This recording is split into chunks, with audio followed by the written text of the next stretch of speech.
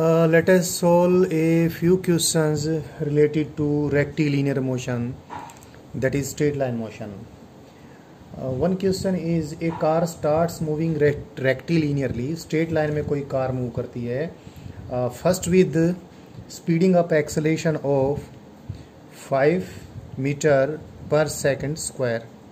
पहले ये इतने स्पीडिंग अप एक्सेलेरेशन से मूव करती है कार, और फिर ये उसके बाद फिर it starts from rest. I forget telling you, the car starts from rest and with constant speeding up acceleration of 5 meter per second square, then it moves uniformly, that is with constant velocity. उसके बाद ये किसी constant velocity से move करती है, uniformly move करती है, और उसके बाद ये डीएक्सलरेट होती है यानी रिटार्ड होती है. और रिटार्डेशन का भी इसका, ये तो स्पीडिंग अप एक्सेलेरेशन है, उसके बाद जो रिटार्डिंग एक्सेलेरेशन है, रिटार्डेशन, वो भी इसी रेट पे है, दैट इज़ 5 मीटर पर सेकंड स्क्वायर.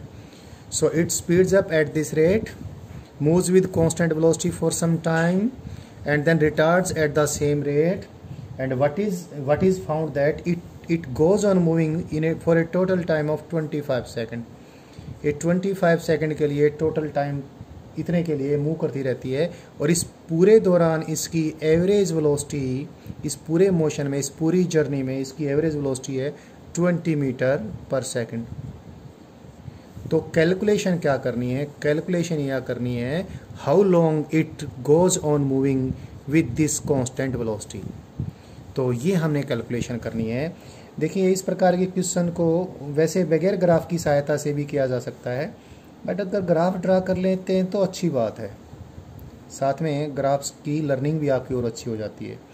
तो मैं वेलोसिटी टाइम ग्राफ भी ड्रा कर दूं और साथ साथ में इस क्वेश्चन को लर्न करवा देता हूं, क्योंकि कुछ टाइम तक एक्सेलेरेशन कांस्टेंट है. और एक और बात, जिधर गाड़ी जाने लग रही थी, एक कार जिधर मूव कर रही थी, उसी डायरेक्शन को मैं पॉजिटिव डायरेक्शन अगर लूँ तो उससे अपोजिट डायरेक्शन नेगेटिव हो जाएगी. और जब भी एक्सेलेरेशन स्पीड बढ़ाता है तो इसका मतलब एक्सेलेरेशन की डायरेक्शन वही है जो कि वेलोसिटी की डायरेक्शन, और वेलोसिटी की डायरेक्शन पॉजिटिव है. इसका मतलब शुरू के टाइम में जब स्पीड अप होती है तो एक्सेलेरेशन पॉजिटिव है, तो वेलोसिटी टाइम ग्राफ का स्लोप पॉजिटिव होगा. तो जीरो टाइम पे वेलोसिटी जीरो है, वेलोसिटी टाइम ग्राफ का स्लोप पॉजिटिव है. इसका स्लोप कितना होगा? 5 मीटर पर सेकंड स्क्वायर के बराबर. से टी नोट टाइम तक ये एक्सेलेरेट होती रहती है. से this time is T note time, मैं इसको टी नोट टाइम बोल देता हूँ. और टी नोट टाइम पर इसकी वेलोसिटी बढ़ती मैक्सिमम हो जाती है, और मैक्सिमम वेलोसिटी को सपोज मैं वी नोट बोल देता हूँ. और इसके बाद इस वी नोट वेलोसिटी से लगातार ये कांस्टेंट वेलोसिटी से मूव करती रहती है. उसके बाद फिर ये रिटार्ड होती है. अब रिटार्डेशन भी 5 मीटर पर सेकंड स्क्वायर का है. इसका मतलब रिटार्डिंग जो एक्सेलेरेशन है वो वेलोसिटी के अपोजिट है, यानी नेगेटिव एक्सेलेरेशन आ जाएगा, यानी वेलोसिटी टाइम ग्राफ का स्लोप नेगेटिव आ जाएगा. लेकिन नेगेटिव स्लोप की मैग्नीट्यूड यही रहेगी जो है, यानी इसी प्रकार से ट्रायंगल बस उल्टी बन जाएगी. तो ये, और क्योंकि उतने ही टाइम में ये वेलोसिटी घट के जीरो हो गई है, v is equal to U plus A T से देखें तो पहले v is equal to V naught is equal to U कितना 0 प्लस ए कितना है 5. मैं यूनिट्स यूज़ नहीं कर रहा, बाद में यूज़ कर लूँगा. 5 इंटू टी नोट. तो कितने टाइम में ये वेलोसिटी घट के जीरो हो जाएगी, निकल जाएगा ऐसे वी नोट बाई 5. अगर टी नोट निकालूँ तो T naught is V naught by 5, और वी नोट निकालूँ तो 5 टी नोट आई गया. और फिर दोबारा से वेलोसिटी जीरो होगी. तो यहाँ पर वेलोसिटी कितनी थी? V naught. Final velocity zero, retardation वही है. तो यहाँ पर भी देखो तो मैं बताना चाहता हूँ ये टाइम भी टी नोट है. कैसे? आप चेक कर लीजिए. फाइनल वेलोसिटी जीरो, इनिशियल कितनी है? We note. एक्सेलेरेशन कितना है? नेगेटिव, तो -5. टाइम कितना? सपोज ये टी डैश है, तो टी डैश की वैल्यू भी कितनी आई? We note divide by 5. तो ये कितना है? ये तो टी नोट ही है. मतलब ये कि ये टाइम जो है, ये टाइम भी टी नोट है, जीरो से टी नोट, और ये टाइम भी कितना है? टी नोट टाइम है.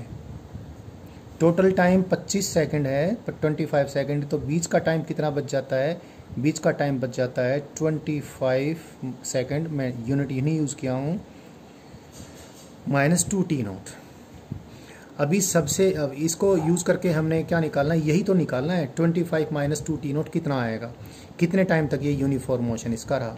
अभी निकाल लेते हैं. सबसे पहले तो हम ये देखें इस टोटल ग्राफ के नीचे एरिया कितना है. इस टोटल ग्राफ के नीचे एरिया है क्या, वेलोसिटी टाइम ग्राफ के नीचे एरिया होता है डिस्प्लेसमेंट। कभी भी डायरेक्शन चेंज हुई नहीं है तो डिस्टेंस ट्रेवल और डिस्प्लेसमेंट सेम बात है। तो डिस्प्लेसमेंट हम डिस्प्लेसमेंट एक और तरीके से निकाल सकते हैं क्या, average velocity is equal to displacement divide by time taken. Average velocity कितनी है 20 मीटर पर सेकेंड और टोटल टाइम टेकन कितना है 25 second. It is the total displacement. So the total displacement it is equal to, in metres है, मैंने units drop कर दी थी, कितना 500 metre is the total displacement. And this 500 metre is the area under this graph. Area under this graph इस triangle का कितना area है, इस ट्रायंगल की हाइट v0, बेस t0, तो v0 into t0 divide by 2।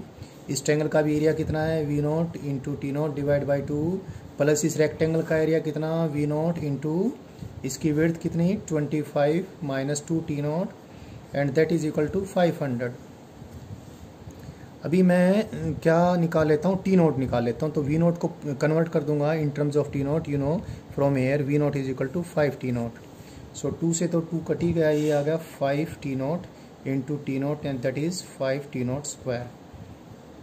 And that v0 की value put कर दूं कितनी 5 t0। So this is 5 t0 into 25 माई, ये कट चलो कोई बात नहीं अभी हो जाएगा, 2 t0 is equal to 500।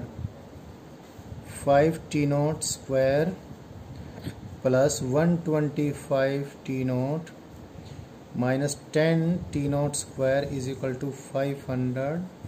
So simple quadratic equation बन जाती है आपकी 5 t0 square minus 125 t0 minus 500 equal to 0, t0 square minus 25 t0 minus 100 equal to 0, t0 is equal to this 25 plus minus 25 625 minus 400 divide by 2 इतने second में आएगा। सो it is 25 plus minus 225 square root हो के 15 आ गया divide by 2। अब ये थोड़ा सा आपने ध्यान रखना है, यहाँ पर आप पॉजिटिव वाला लेते हो तो ये 40 बटा 2 t0 कितना आ जाएगा 20 सेकंड। 20 सेकंड आ गया तो 2 t0 40 सेकंड होगा। टोटल यहाँ से यहाँ तक का टाइम ही टोटल 25 सेकंड है। तो t0 की वैल्यू अगर 20 आ जाती है तो 20 प्लस 20 तो 40 होगा, तो ये गलत हो जाएगा। तो हमने इस बात को ध्यान में रखिए, नेगेटिव वाला साइन लेना है यहाँ पर। 25 माइनस 15 यानी 10 डिवाइड बाई 2 यानी 5, यानी तो अलाउड वैल्यू ऑफ t0 यहाँ पर कितनी आएगी 5 सेकंड आएगी। सो 5 सेकंड तो t0 है, तो ये टाइम निकल गया कितना 25 माइनस 2 इंटू 5 दैट इज 10 इतने second, that is 15 second. So this car moved with constant velocity, that is it had been in uniform motion for a time of 15 second. तो एक तो ये था छोटा सा क्वेश्चन था, बट लर्निंग थी इसमें, थोड़ा ग्राफ के बारे में भी और हमें पता चलता है। एक ऐसा ही क्वेश्चन और भी कर लेते हैं। वो क्वेश्चन है ए पार्टिकल, ऐसा ही क्वेश्चन है फिर भी एक बार कर लेते हैं। A particle beginning from rest that is u is equal to 0 travels a distance s with uniform acceleration. देखो 0 वेलोसिटी से शुरू करता है, यूनिफॉर्म एक्सेलेरेशन है, तो कभी भी वेलोसिटी की डायरेक्शन मुड़ेगी नहीं तो डिस्टेंस और डिस्प्लेसमेंट सेम होते हैं। मैंने डिस्प्लेसमेंट का ही सिंबल यूज़ कर लिया, डिस्टेंस के लिए भी वही यूज़ कर लूँगा। तो moves it travels a distance s with uniform acceleration and immediately after it travels a distance 3s with uniform speed.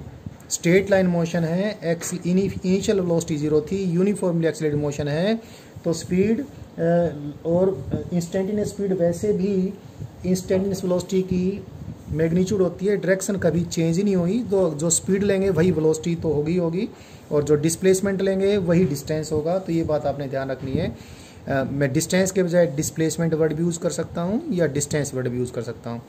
तो पहले 0 वेलोसिटी से शुरू हुई, यूनिफॉर्मली एक्सेलरेटेड मोशन था। इस यूनिफॉर्मली एक्सेलरेटेड मोशन के दौरान इसने s डिस्प्लेसमेंट किया या s डिस्टेंस ट्रेवल किया।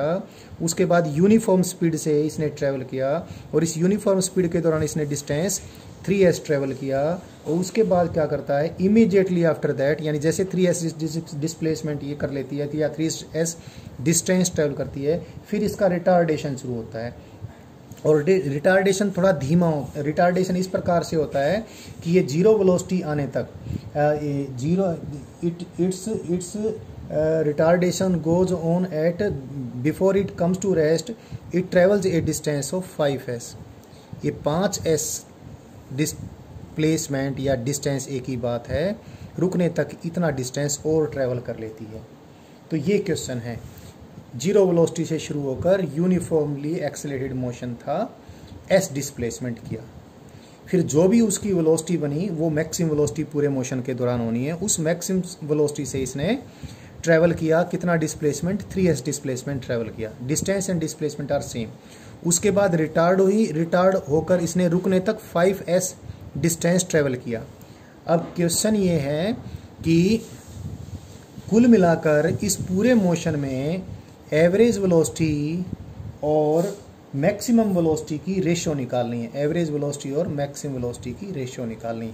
सो this is the question. Question को इसको भी सोल्व करने के लिए ग्राफ ड्रा कर लें, ग्राफ की हेल्प से थोड़ा और आसान हो जाएगा, या थोड़ा हमें ग्राफ्स की और लर्निंग हो जाएगी। वेलोसिटी टाइम ग्राफ ड्रा करें।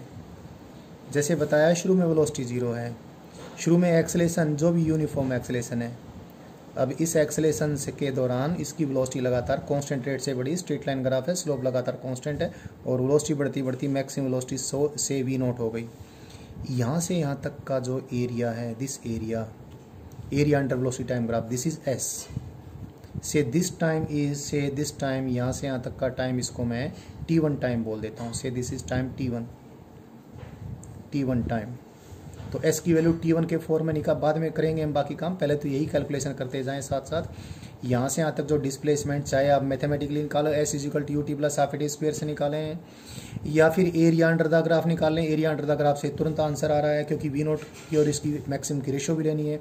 सो area under the graph is the displacement during this particular part of the problem and that s is equal to half, height is v0, width is t1। So s में v0 और t में ये relationship हमारे पास आ जाती है। उसके बाद ये है कि इसने कितना डिस्प्लेसमेंट किया, 3s डिस्प्लेसमेंट किया with this maximum velocity. This यानी जो एरिया बनता है, ये एरिया कितना है, ये 3s है। ये एरिया कितना था s, ये एरिया है 3s। उसके बाद चलो पहले 3s का ही कर लेते हैं। 3s is the area of this rectangle, say this time is t2। t2 time तक ये यूनिफॉर्म मोशन करती है, जो भी ये कार है अगर या कोई और ऑब्जेक्ट है तो करता है। So 3s is equal to, इसकी हाइट है v0, विड्थ है t2, so this v0 into t2। You put the value of s here, you will get the relationship between t2 and t1। ये t1 था तो put कर दें इसमें 3 into 1/2 v0 into t1 is equal to v0 into t2। So t2 can be express now in terms of t1, so it is 3/2 t1। तो t2 की value t1 के form में आ गई। मैं सारे टाइम को t1 के फॉर्म में कन्वर्ट कर लूँगा जिससे मैं एवरेज वेलोसिटी आसानी से निकाल सकूँ।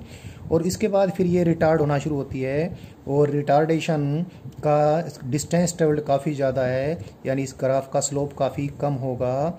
इसलिए ये जो इसका ग्राफ का स्लोप क्या होगा, एक्सेलेरेशन, ग्राफ का स्लोप नेगेटिव तो नेगेटिव एक्सेलेरेशन है और देख लिए ये स्लोप काफ़ी कम है इस मैग्नीट्यूड में, इसके कंपेरिजन में, तो रिटार्डेशन की मैग्नीट्यूड काफ़ी कम रही। ये स्ट्रेट लाइन है, ये इस प्रकार से आप समझ जाना। तो ये टाइम सपोज t3 है, say this time is, and this area is 5s as it is given in the problem. This area is 5s, so 5s लिख लेते हैं। what is this 5s? This 5s is equal to area of this triangle half into height is again v0 into base is t3. Put the value of s from here, that is 1/2 v0 into t1, that is equal to half into v0 into t3। Half v0 से half v0 cut जाएगा, t3 is equal to 5t1 आ जाएगा। तो t3 is 5t1, t1 is t1, t2 is 3/2 t1। So total time for this overall journey is This is T1 plus T2. What is T2? 3 by 2 T1 plus T3. What is T3? 5 T1. So that is equal to 2 is taken LCM. So 2 plus 3 plus this 10. So it is that is 15. So it is 15 T1. तो 15 T1 divide by 2 ये total T आ गया। तो average velocity तो आपकी निकल गई है। Average velocity कितनी? एवरेज वेलोसिटी होती है displacement divide by time taken. Displacement कितना है यहाँ से यहाँ तक? s plus 3s। डिस्प्लेसमेंट है s plus 3s plus 5s कितना? 5 और 3 8 और 1 9 9s। 9s, it is 9s divided by total time, that is 15 divided by 2 t1. So average velocity thought this is 18 s divided by 15 t1, या फिर और simplify कर लें 6s divided by 5 t1. So it is this. So this is average velocity 6s divided by 5 t1. अब maximum velocity तो आपने पहले ही निकाल रखी है, ये रही मैक्सिमम वेलोसिटी और s में रिलेशनशिप तो ये है। सो यहाँ से निकाल लें maximum velocity is 2s divide by t1। सो ये मैक्सिमम वेलोसिटी है जी और ये एवरेज वेलोसिटी है, दोनों की रेशो आसानी से आ जाएगी। v average divide by v maximum, it is 6s divide by 5 t1 and this is 2s divided by t1. So the ratio comes out to be it is 3. So it is 3 by 5. Yes, it is 3 by 5. So the ratio is 3 by 5, that is v average divided by v naught. So this was also a simple question related to rectilinear motion. लेकिन इस प्रकार के graphs के कुछ questions करके देखने के बाद ग्राफ्स का भी फियर कुछ कम होता है और किसी भी प्रकार की प्रॉब्लम को सोल्व करने के लिए ग्राफ्स हम किस प्रकार से बनाएं ये भी हमें कुछ समझ में आता है। So this is all what I have to tell you about motion along a straight line. इसमें vertical straight line motion under gravity भी मैंने खूब अच्छे से आपको कवर करवा दिया है। अब अगली वीडियोस में मैं आपको मोशन इन ए प्लेन का सबसे बढ़िया example motion in a plane under gravity, जिसको हम बड़े पॉपुलर तरीके से प्रोजेक्टाइल मोशन भी बोलते हैं, तो मैं प्रोजेक्टाइल मोशन आपको स्टडी करवाने वाला हूँ। बेसिकली इसका सही नाम है प्रोजेक्टाइल मोशन अंडर ग्रेविटी, तो वो हम अगली वीडियो में आपको टीच करना शुरू करेंगे।